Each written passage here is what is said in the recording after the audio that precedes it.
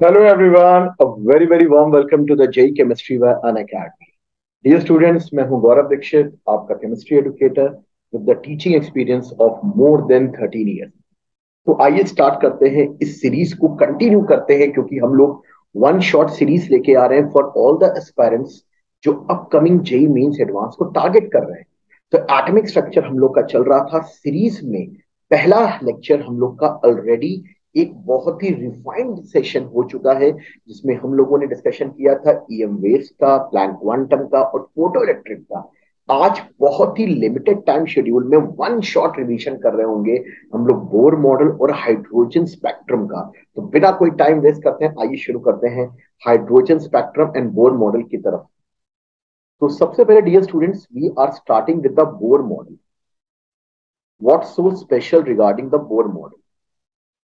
तो सबसे पहली बात, ये जो बोर मॉडल का पूरा कंसेप्ट है, सबसे की पॉइंट ये ध्यान रखिएगा, ये सिंगल इलेक्ट्रॉन स्पीशी के लिए एप्लीकेबल है। सिंगल इलेक्ट्रॉन स्पीशी मतलब ऐसी स्पीशी जिनके पास सिर्फ एक इलेक्ट्रॉन होगा। सिंगल इलेक्ट्रॉन स्पीशीज मतलब ऐसी स्पीशीज जिनके पास ओनली वन इलेक्ट्रॉन होगा।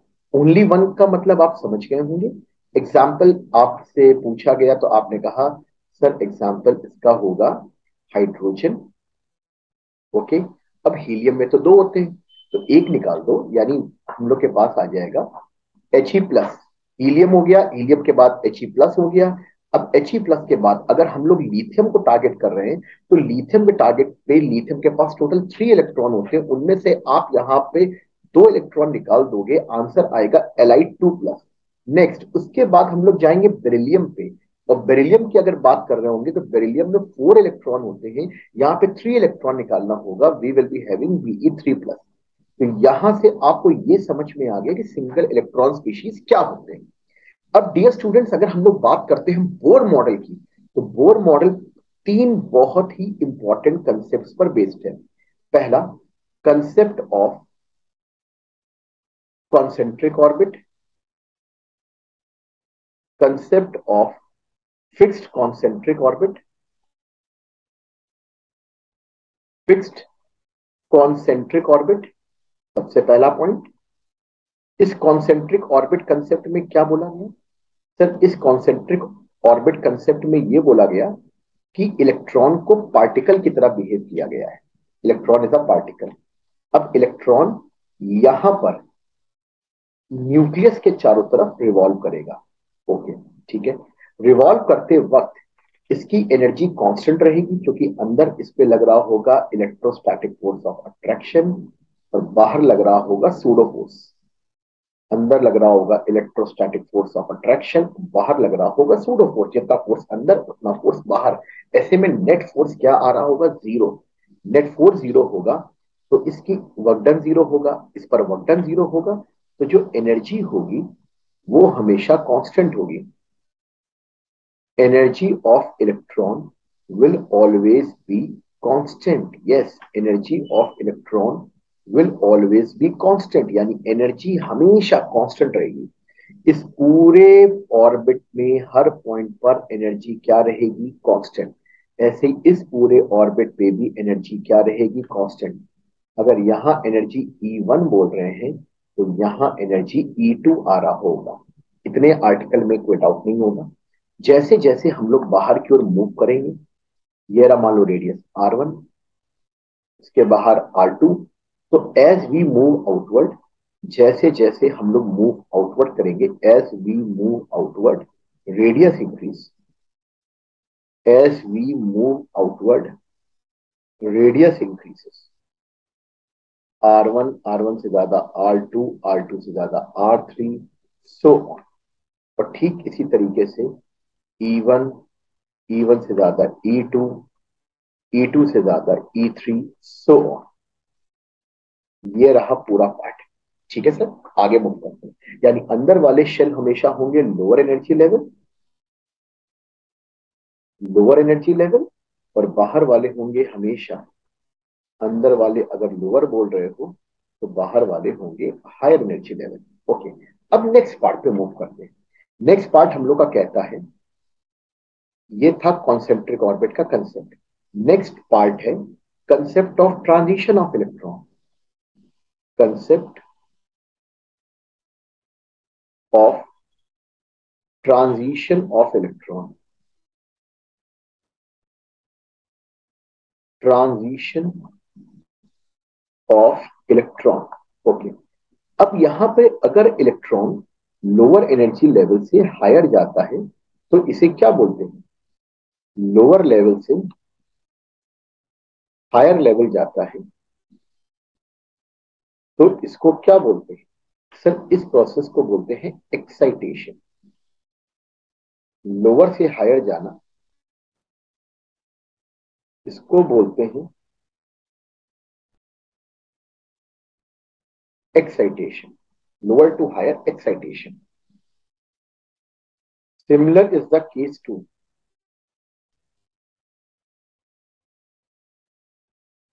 Higher to lower.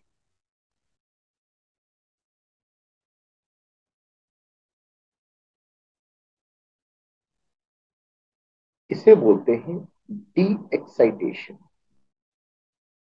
First one is excitation and next one is de excitation. Okay. यहां पर कितना एनर्जी चेंज आएगा? डेल्टा ई क्या आएगा? तो delta E will be equal to E higher minus E lower. अंतर यहां पर इतनी एनर्जी एब्जॉर्ब होगी, इतनी एनर्जी एब्जॉर्ब होगी। सिमिलरली हायर से लोअर आने में इतनी ही एनर्जी रिलीज होगी, यानी delta E is equal to E higher minus E lower. वहां एनर्जी एब्जॉर्ब और यहां एनर्जी रिलीज होगी। होप सो इतना पार्ट हर एक स्टूडेंट को पूरा क्लियर हो गया होगा। ठीक है। अब नेक्स्ट की पॉइंट, कंसेप्ट ऑफ क्वांटाइजेशन। अगला point, concept of quantization of angular momentum.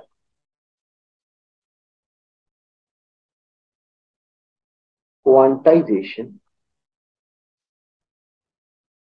Of angular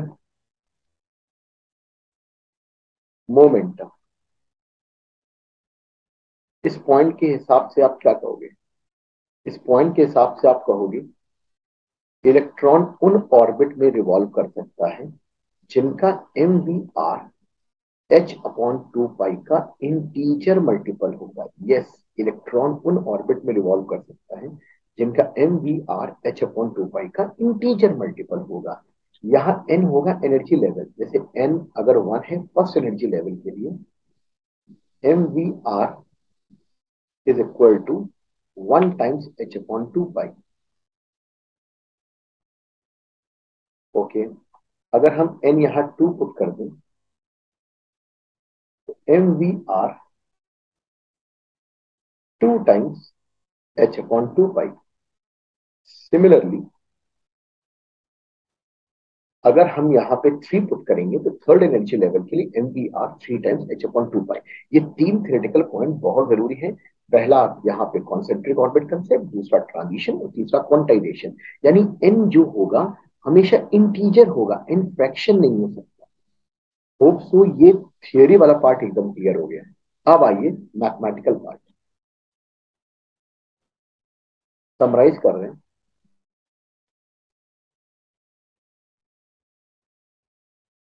mathematical part, mathematical part. तो मैथमेटिकल पार्ट में सीधे हम लोग मूव ऑन करते हैं। ये देखिए, ये रहा इलेक्ट्रॉन। इस इलेक्ट्रॉन पे अंदर की तरफ इलेक्ट्रोस्टैटिक फोर्स और बाहर की तरफ सूडो फोर्स। ओके। तो जो हम लोग के कंक्लूजन आए वो है relation for radius. R n is equal to, relation आया यहां से 0.529 into n square by Z angstrom. ये आया relation for radius. Okay, next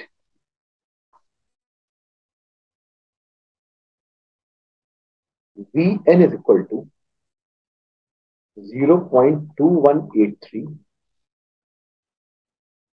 into 10 to the power of 7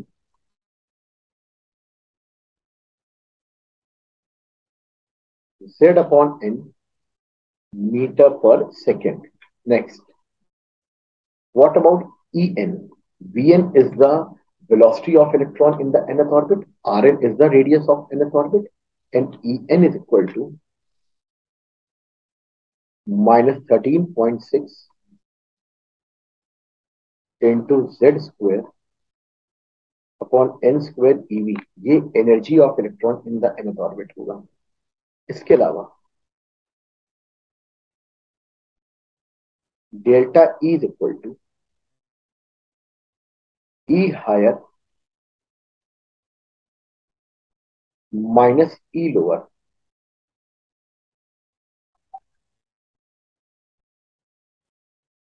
13.6 into Z square 1/n1 square -1/n2 square eV. ये रहा delta E का term. इतने article में भी कोई डाउट नहीं होगा, सारे फॉर्मूले एक साथ लिख दिए। Next, for the lambda 1/λ is equal to R H, Rydberg constant,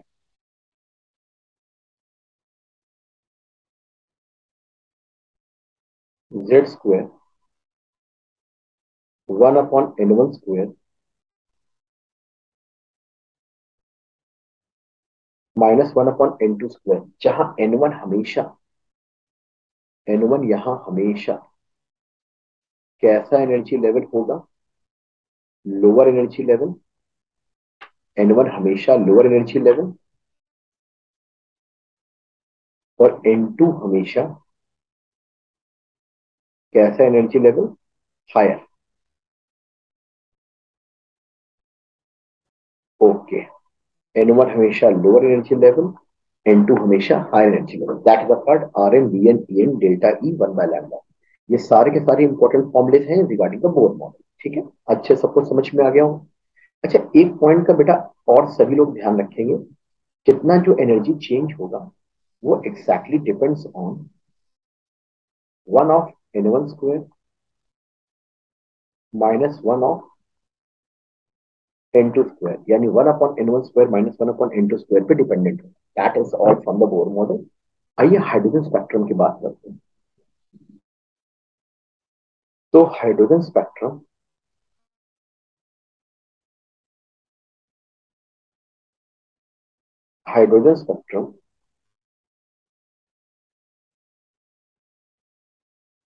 ये रहा। एक्साइटेशन से आया है कि डी एक्साइटेशन? तो हाइड्रोजन स्पेक्ट्रम का पूरा concept D excitation of electron से आया है।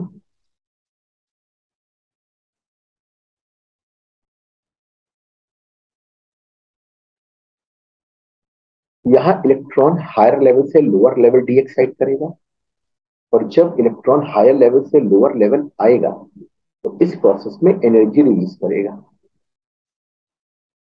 जो भी एनर्जी रिलीज करेगा, energy is release in form of a wave. Her wave का अपना लैम्डा होगा और उस लैम्डा की कैलकुलेशन हम लोग करेंगे।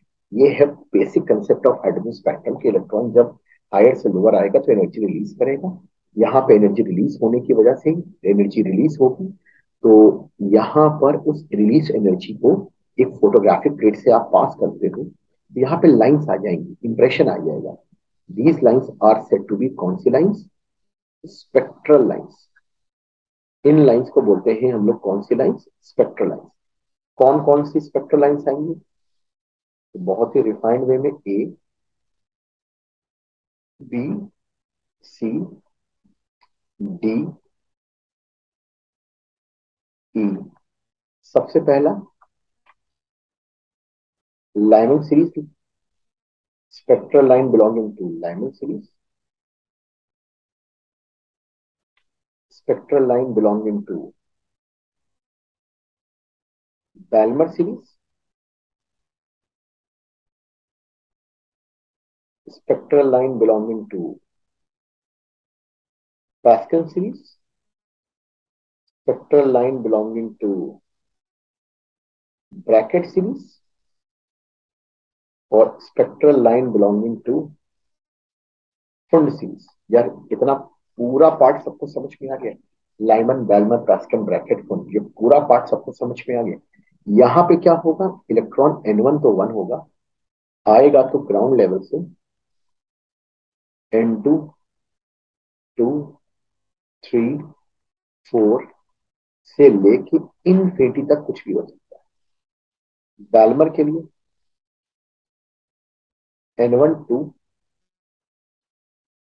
N2, 3, 4, 5 से लेके इनफिनिटी तक। यहाँ N1, 3,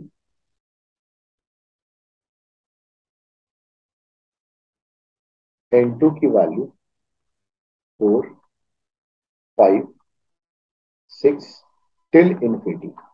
ओके, यहां पर N1 क्या आ रहा होगा, 4,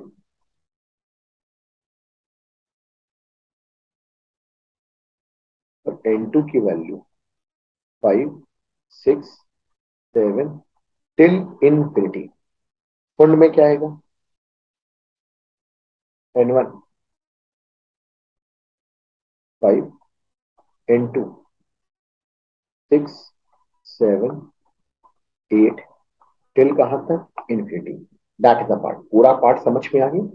लैम्डा एक ही रिलेशन से निकालेंगे, 1/λ is equal to RH into Z square 1 of N1 square minus 1 of N2 square. यहां पे जो भी रेडिएशन वो यूवी रेंज में, यहां विजिबल रेंज में, विजिबल, ये इंफ्रारेड, ये इंफ्रारेड, एंड अगेन ये भी किसमें आ रहा होगा, infrared. So that's all for the entire concept. सारे फॉर्मुलेस हो गए, सब कुछ यहाँ पे क्लियर आउट हो गया कि बोर मॉडल में क्या क्या इंपॉर्टेंट चीजें हैं और हाइड्रोजन स्पेक्ट्रम किस कंसेप्ट पर बेस्ड है। तो स्टे ट्यून, इस सेशन को लाइक करें और चैनल सब्सक्राइब करें। अगले सेशन में हम लोग डी ब्रॉगली पर हाइजेनबर्ग का डिस्कशन करेंगे with in a given frame. जितने इंपॉर्टेंट की पॉइंट्स हैं सबका सब डिस्कशन करेंगे। टेक केयर, गुड बाय बेटा।